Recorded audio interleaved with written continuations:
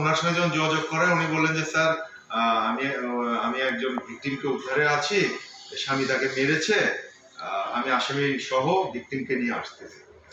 তো পারিবারিক গোলমাল, তো আসামি আসতে চাচ্ছিল না, পরিবারের লোকজন টানাটানি করতেছিল, এগুলো নিয়ে তার কিছুটা সময় লাগে, কিন্তু সে ছেড়ে আসে নাই, সে ভিকটিম সহ আসামি গ্রেপ্তার করে থানায় আসছে। ফলে ওনার পৌঁছাতে একটু যে সময় লেগেছে, এইটাতে উনি অসন্তুষ্ট হয়েছেন আসলে। তো উনি অসন্তুষ্ট, তো পরে আমি ওনার সাথে কমিউনিকেট করে দিই, ওই আনোয়ার সহ এই ঘটনাস্থলে যান, উনি চলে গেছেন। আমি ওনার জন্য ওয়েট করি যে আসলে পরে মামলা নিব, কারণ উনি খুব দ্রুত সময়ে ওই কাগজ কলম দিয়ে এই 7-8 লাইনের একটা অভিযোগ লিখছে, যেখানে তথ্য আসলে না। একটা মামলা রেকর্ড করতে তথ্যপাত্র লাগে, মানে সুনির্দিষ্ট কিছু তথ্য লাগে, যেগুলো ছাড়া মামলাটা সম্পূর্ণ হয় না। তো আমার উদ্দেশ্য ছিল যে যদি আসামি গ্রেপ্তার করতে পারে, মোবাইল উদ্ধার করতে পারে, আগে ওইটা করে আসুক, তারপরে মামলাটা রেকর্ড করবো। কারণ আমি যদি মামলা রেকর্ডের সময় দেরি করি এখানে, তাহলে তো আসামি তো ওখানে পালিয়ে যায়। তো আমি রাত 3:30 পর্যন্ত চেয়ারেই ছিলাম, অফিসারদের সাথে অন্যান্য বিষয় নিয়ে কথা বলছিলাম আর ওনার অপেক্ষা করছিলাম। তো উনি আর আসেন নাই, আসলে ওনার বাড়ি দূরে, ওয়াইফ ছিলেন সাথে, উনি হয়তো ক্লান্ত ছিলেন, উনি বাড়ি চলে গেছেন। তো রাত 3:30 পর্যন্ত ওয়েট করে আমি ঘুমাতে যাই। পরদিন সকালে ঘুম থেকে উঠে দেখি যে ফেসবুকে ওনার একটা স্ট্যাটাস দিয়েছেন, ভাইরাল হয়েছে। তিনি ডিউটি অফিসার এবং ওখানে যারা কনস্টেবল ছিল তাদের আচরণ নিয়ে কষ্ট পেয়েছেন, সেই সঙ্গে ওসিকেও কোট করেছেন যে ওসি তার সঙ্গে ভালো কথা বলেন নাই, দামি মোবাইল নিয়ে একটা কথা বলেছেন, এরকম একটা কথা বলেছেন। কিন্তু সত্যটা হলো, আপনাকে যুক্তি দিয়ে আমি বলি যে আমি তো মানুষ, আমি মিথ্যাও বলতে পারি, কিন্তু আপনি যুক্তি দিয়ে আপনি নিজে পরখ করতে পারবেন যে ওনার যে মোবাইলটা ছিনতাই হয়েছে স্যামসাং S23 পুরাতন মডেলের থেকে। তো এই মোবাইলটা কিন্তু দামি মোবাইল না। তো যে মোবাইলটা দামি না, সেটা নিয়ে আমি যদি মনে করেন যে ভুলে বা ইচ্ছে করে যদি আমি কটু কথা ওনাকে বলি, তাতে একটা বেস লাগবে, ভিত্তি লাগবে না। আপনি পরে আছেন সাদা শার্ট, আমি কি আপনাকে কালো শার্ট নিয়ে গালিগালাজ করতে পারবো, বকাবকি করতে পারবো? এ তো মিলবে না। আপনি তো প্রথমে বললেন ভাই আমি সাদা শার্ট পরে আছি, আপনি কালো শার্টের উপর করে ফেলেন, তাহলে জিনিসটা কিন্তু মেলে না। যে আমি যদি ওনাকে বলেও থাকি, জিনিসটা কিন্তু যুক্তিতে মেলে না যে ওনাকে আমি বলতে, কারণ ওনার ওই মোবাইলটাই তো দামি মোবাইল না।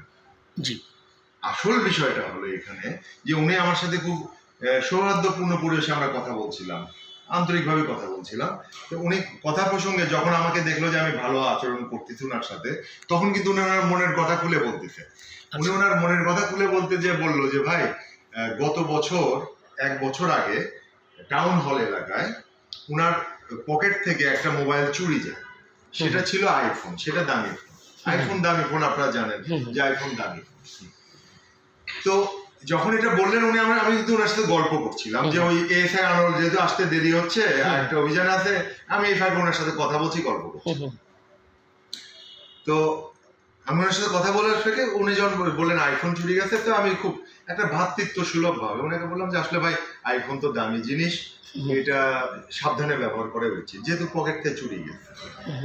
এই কথাটা উনি ফেব্রিকেট করে ওই কথার সাথে কেন জোড়া দিলেন, আমার কাছে এটা খুব দুঃখজনক মনে হচ্ছে। আমি খুব আসলে কষ্ট পাইছি এখানে যে আমি তার সাথে এত সুন্দর আচরণ করলাম, উনি তারপরে শুধুমাত্র একটা লেখাকে ইস্টাবলিশ করার জন্য উনি একটু রং চড়ায় বা ফেব্রিকেট করে কথা বললেন। এটা আসলে কষ্ট পাইছি, আর কিছু না, বিষয়টা এরকম। আচ্ছা ভাই, আমি যেটা জানতে চাচ্ছি, আপনি পড়াশোনা কোথায় করেছেন, এর আগে কোথায় ছিলেন, একটু যদি বলতেন, যদিও পার্সোনাল কোশ্চেন। আচ্ছা ঠিক আছে, আপনার বলি। আমি পড়াশোনা করেছি বগুড়াতে, Bogura cantt public school and college থেকে এসএসসি পাস করি 1995 সালে। 1997 সালে বগুড়া সরকারি আইজিল কলেজ থেকে এইচএসসি পাস করি। এরপরে গ্র্যাজুয়েশন কমপ্লিট করি বগুড়া আইজিল কলেজ থেকে। গ্র্যাজুয়েশনের পরপরই আসলে চাকরিতে দাঁড়িয়ে যাই। তো এটা আমার প্রথম চাকরি আসলে, সরকারি চাকরি যদি বলেন। চাকরিতে ইন্টারভিউ দিই, তো প্রথমবারই চাকরিটা হয়ে যায়। আসলে আমি বুঝতে পারিনি চাকরিটা হয়ে গেছে, এটা কোনো ঘুষ ছাড়াই হয়েছে। আলহামদুলিল্লাহ। আমি খেলাধুলা করতাম, মেধা একেবারে খারাপ ছিল না, পরীক্ষা দিয়েছি, পাশ করেছি, সম্মানের সাথে চাকরি। আপনি কি খেলাধুলা করতেন? আমি মূলত জিমন্যাস্টিক্স ছিল, তারপরে মার্শাল আর্ট প্র্যাকটিস করতাম, বডি বিল্ডিং প্র্যাকটিস করতাম। মূলত আমি অ্যাকচুয়ালি খেলাধুলার পিছনে সময় দিতে যেয়ে পড়াশোনাটা ভালো হয়নি, সত্যি কথা বলতে গেলে। যে মেধা অনুযায়ী যেটুকু এবার ছিল, হয়তো আর একটু চেষ্টা করলে ভালো হতো, বা খেলার নেশা এতটাই ছিল যে অন্য কোনো দিকে তাকাতে পারিনি। এর আগে কি সারদাতে ছিলেন বোধহয়? জি, আমি সর্বশেষ এখানে ডিএমপিতে আসার আগে জি। পুলিশ একাডেমি সারদায় 16 মাস শিক্ষকতা করেছি। বাহ। তাহলে আপনার বাড়ি হলো বগুড়াতে? বাড়ি বগুড়া। সত্যি কথা কি যে এই বয়সে এসে আমি একটা জিনিস উপলব্ধি করলাম যে সত্য, অর্ধসত্য আর মিথ্যা, এই তিনটা জিনিসের মধ্যে অর্ধসত্যটা সবচেয়ে ডেঞ্জারাস। সবচেয়ে ভয়ানক হলো অর্ধসত্য এবং ফেব্রিকেটেড কথা। মিথ্যার চাইতে ভয়ানক। মিথ্যা খুব দ্রুত প্রমাণ করা যায়, কিন্তু অর্ধসত্য এবং ফেব্রিকেটেড কথাকে সত্যতা যাচাই করতে যে একটা মানুষের অনেক ক্ষতি হয়ে যায়, অনেক কিছু, যেটা আমি এখন ভোগ করতেছি গতকাল থেকে। মানসিক নির্যাতনের মধ্যে আমি গেছে যে আসলে জনে জনে বলতে হয়েছে যে ঘটনাটা কি। আসলে ঘটনাটা আপনাকে যা বললাম এরকম। কিন্তু আমরা আমাদের বাংলাদেশের মানুষ তো এরকম অসত্য কথা নিয়ে অনেক সমস্যায় ভুগছি। পাশের দেশও তো আমাদেরকে প্রতিনিয়ত আমাদেরকে এরকম হ্যারাসমেন্ট ফেলে দিচ্ছে, আমার কাছে যেটা মনে হয়। তো আমাদের কনসাস হতে হবে এটা। তো দেখি যে আমরা যদি ব্যক্তিগত জায়গা থেকে জাজমেন্টাল হই এবং লজিক্যাল হই, যে যুক্তিটা কি। যেমন আমি বললাম যে মোবাইলটাই কম দামি, সেখানে আপনাকে তো বেশি দামি মোবাইল দিয়ে আপনাকে তো কটু কথা বলার আমার কোনো সুযোগই নেই। তো এই জিনিসটা যদি আমরা জাজ করতাম তাহলে কিন্তু আমি দেখলাম যে ফেসবুকে ভাইরাল হয়েছে, বিভিন্ন কমেন্ট করছে, লোকজন আমাকে চেনে না, আমাকে দুশ্চরিত্র বলতেছে, ঘুষখোর বলতেছে, অথচ সেই লোকটা কোনোদিন আমাকে দেখেও নাই, জানেও নাই, জাস্ট রেসিজম যে আপনার গায়ের রংটা কালো এই জন্য আপনি খারাপ।